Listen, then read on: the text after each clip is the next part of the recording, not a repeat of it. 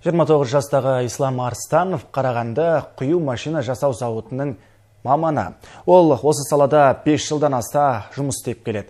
Жас маман еңбектің ебін тапқан жандардың бірі. Тақырыпты тілшіміз тарқатсын.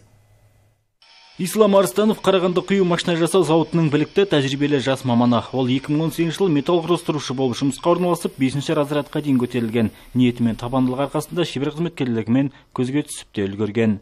Маған осында еңбек еткен ұнайды. Бәрі бірлесе қызметке кіріседі. Қалай сапалы жасасам екен деп тұрамын әрдайым. Бір орында тұрмаймын. Кескінін келтіреміз, сызамыз. Әрқашан жаңа бір нәрсе ойлап тапсам деп тұрамын. Мамандық таңдауға ата-анамды әсер етті дейді Ислам. Әкесі кенші, ал анасы металлургия саласында жұмыс істейді. Ол зауыттағы жұмыс бұрынғыдан да жеңіл әрі қауіпсіз бола түскенін айтады.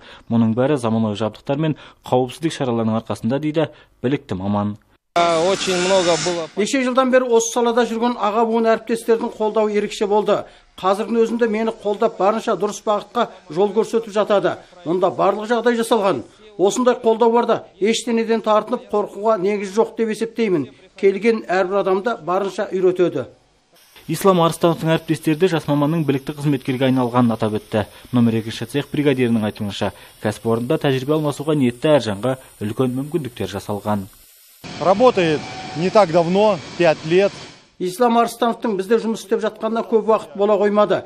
5 жыл осында істеуде. Осы уақыт ішінде ол өзін тек жақсы жағынан көрсетті. Жастығына қарамастан, қазірдің өзінде қоғамдық инспектор, қауіпсіздік шараларына жауапты.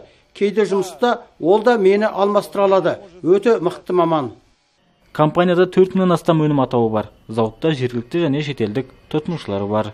Мақсат Бисенаев, Еркебұлан Бекхожин, Роман Капулов, Сарыарқа телеарнасы.